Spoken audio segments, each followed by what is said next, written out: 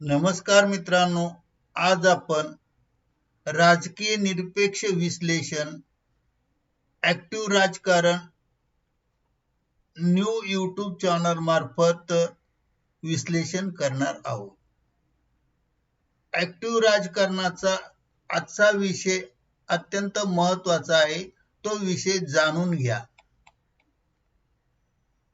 Big breaking news. पुण्यात Rahul Gandhi hit, नागपुरात Fadnavis flop, तरुणांनी कौल दिला. राजकीय विश्लेषण या संदर्भामधील मुद्दा जाणून घ्या. Big breaking news. पुण्यात राहुल गांधी हिट, नागपुरात फडणवीस फ्लॉप, तरुणाने कौल दिला. राजकीय विश्लेषण या संदर्भामध्ये सविस्तर माहिती जाणून घेऊया.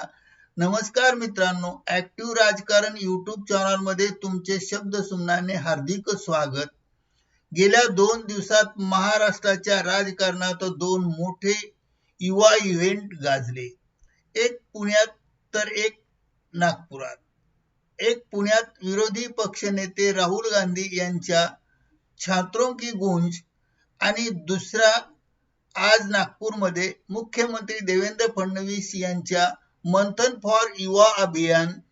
भाजपने राहुल गांधीच्या कार्यक्रमाला इव्हेंट मॅनेजमेंट पेड शो म्हणून हिणवले. पण प्रत्यक्षात घडले काय?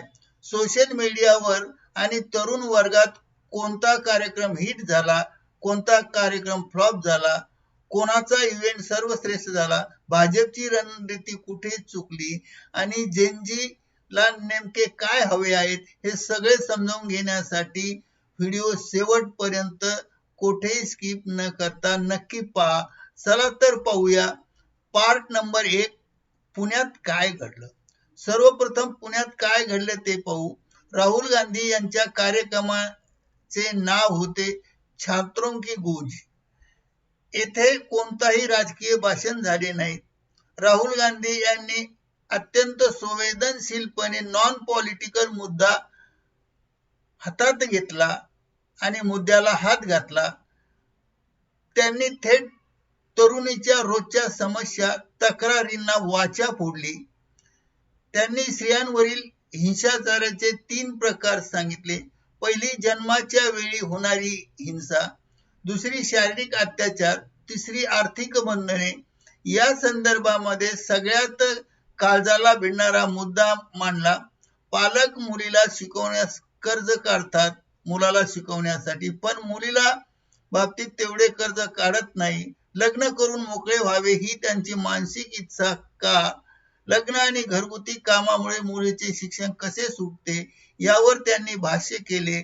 त्यांनी संदेश दिला, समाजाने जो पिंजरा बनवला ना तो तोडा. पिंजरा तोडा.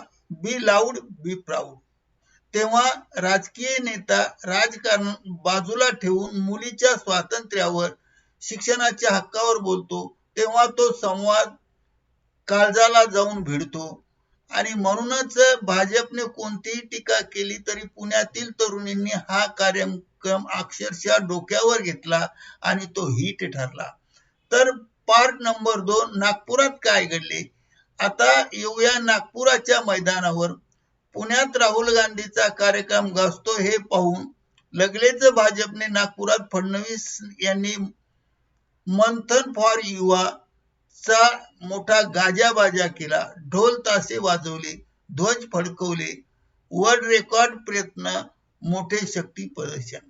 सुरुवातीला सर्व काही ठीक होतं, पण फडणवीस म्हणाले की युवा स्वतःहून आले आणि जेव्हा संवादाची वेळ आली तेव्हा भाषणाचा रोग बदलला.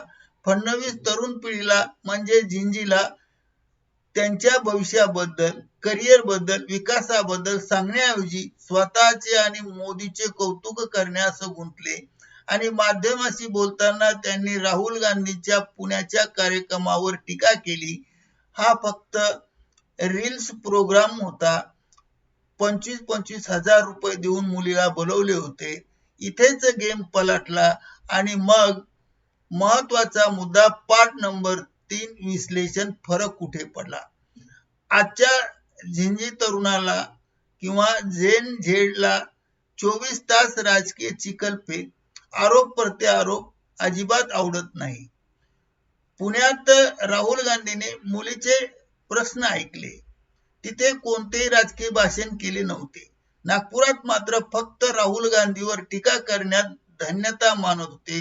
तरुणांना काय हवंय, त्यांच्या करिअर बद्दल, त्यांच्या हाताला काम असावं, शिक्षणाबद्दल, स्वातंत्र्याबद्दल ऐकायचं होतं. परंतु हे मुद्दे त्यांच्या भाषणात कुठेच नव्हते. जेव्हा तुम्ही युवाच्या व्यासपीठावरून राजकीय राग आवळता तेव्हा तरुण मानसिक दृष्ट्या लांब जातो आणि त्यामुळेच राहुल गांधीचा कार्यक्रम इव्हेंट होता आणि नागपुरात ढोल ताशेचा ध्वज असा कार्यक्रम होता. तेव्हा इव्हेंट मॅनेजमेंट होते ना. फक्त एकच राहुल गांधीचा कार्यक्रम तरुणाच्या भावनेशी कनेक्ट करू शकला. फडणवीस यांचा कार्यक्रम फक्त एक पॉलिटिक्स शो म्हणून राहिला आणि जिथे तरुणाच्या प्रश्नापेक्षा विरोधकांची टीका जास्त झाली तेथे निष्कर्ष काढणे आवश्यक आहे. म्हणून निष्कर्ष दोन्ही इव्हेंटमध्ये एक गोष्ट स्पष्ट झाली. आजच्या तरुणाला गृहीत धरून चालणार नाही. तर जो नेता भाषणापेक्षा संवाद साधेल, जो त्यांच्या अडचणी समजून घेईल, जो त्यांच्या पाठीशी तरुण वर्ग उभा राहणार. टीका करून तुम्ही फक्त हेडलाईन मिळवू शकता, पण मतदाराचे मन जिंकण्यासाठी तुम्हाला सुखदुःखाच्या सामील व्हावे लागेल. मित्रांनो, तुम्हाला काय वाटते? राहुल गांधी यांनी तरुणांच्या भावनेंना हात घालून बाजी मारली की फडणवीस यांनी शक्ती प्रदर्शन करून जास्त प्रभावी होते? तुमचे मत खाली कॉमेंट बॉक्स मध्ये नक्की कळवा आणि कोणाचा कार्यक्रम हिट झाला, कोणाचा कार्यक्रम फ्लॉप झाला, आम्हाला नक्की कॉमेंट बॉक्स मध्ये कळवा. हा व्हिडिओ ऍक्टिव्ह राजकारण यूट्यूब चॅनलने तरुण मुले आणि मुलींसाठी होता आणि त्यांच्या प्रश्नांना वाचा फोडण्याच्या उद्देशाने व्हायरल केला आहे. व्हिडिओ आवडला असेल तर लाईक, शेअर आणि सबस्क्राईब करायला विसरू नका. ऍक्टिव्ह राजकारणला सबस्क्राईब करा विसरू नका. चला तर अशा प्रकारचं स्पष्टीकरण केलं आहे. सर्वश्रेष्ठ कोणाचा कार्यक्रम हिट झाला हे नक्की कळवण्यास विसरू नका. धन्यवाद. Thank you very much.